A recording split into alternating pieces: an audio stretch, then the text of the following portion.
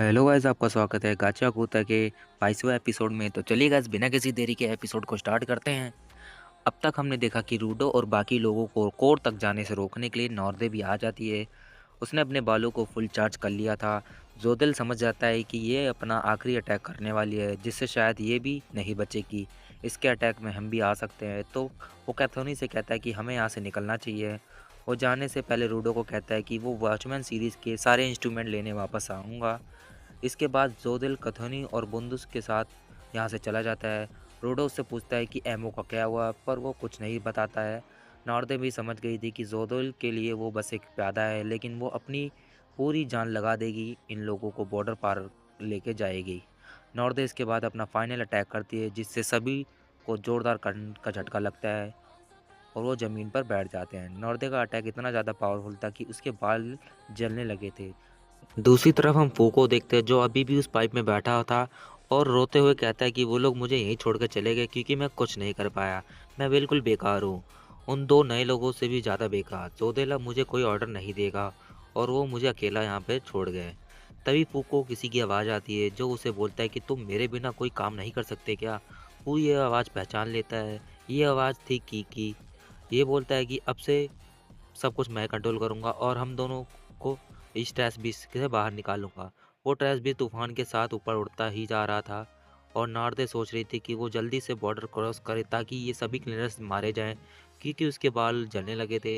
रियो समझ गई थी कि इसीलिए अपनी पावर में टाइम लिमिट लगा के रखती थी, लेकिन अभी इससे अपने बालों की कोई चिंता नहीं है। रियो सोचती कि इसे नार्दे को तभी जान से मार देना चाहिए था, लेकिन अभी सबकी हालत ख़राब हो गई है और वो अपनी जगह से हिल भी नहीं पा रहे थे। पर नॉर्दे देखती है कि रूडो अभी भी रेंग रहा था और कोर को तोड़ने की तरफ जा रहा था। तभी ये लोग देखते हैं कि दीवार में एक जगह पर छेद होने लग जाता है। ये वही जगह है जहाँ पे रूडो का नेल गन वाला अटैक जाके लगा था। तभी वो जगह टूट जाती है और यहाँ एक बड़ा सा छेद हो जाता है, क्योंकि ट्रेस बिस्ट हवा में था तो ये सब बाहर की तरफ खींचे जाने लगते हैं। तभी नॉर्दे उस छेद से बाहर निकल जाती है और सोचती है कि जोदिल, मैं इन सबको यहाँ तक ले आई हूँ। नॉर्दे के आसपास मानो सोने के बादल थे और ये यही जगह है बॉर्डर। नॉर्दे को याद आता है कि कुछ समय पहले जोदेल उससे पहली बार मिलने आया था और उसने नॉर्दे की बालों की तारीफ की थी। इसके बाद जोदेल ने नॉर्दे को वो कंघा भी दिया था, जो आगे चलकर उसका वाइटल इंस्ट्रूमेंट बना था। जोदेल उससे कुछ बताता है, पर वो हमें सुनने को नहीं मिलता है। खैर, नॉर्दे बॉर्डर को देखकर कहती कि ये जगह कितनी सुंदर है। तभी दूसरी तरफ वो मुड़ के देखती, एक बहुत बड़ा मॉन्स्टर था।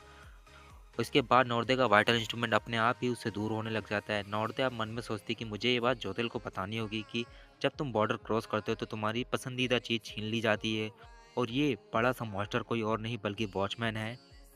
नॉर्दे इससे पहले कुछ करती या बोलती, वो बड़ा सा मॉन्स्टर उसके ऊपर हमला कर देता है। बाकी क्लीनर्स अभी भी ट्रैश बिस्ट के अंदर ही थे और किसी तरह खुद को पकड़े हुए थे। रूडो ऊपर देखता है और उसे नॉर्दे की बॉडी गिरती हुई नजर आती है। उसने इन लोगों से पहले ही बॉर्डर क्रॉस कर लिया था, लेकिन अब इनके हाथ में कुछ भी नहीं है। तभी इन्हें गीता नजर आती है, जिसे होश आ गया था और उसने जंका को भी पकड़ा हुआ था।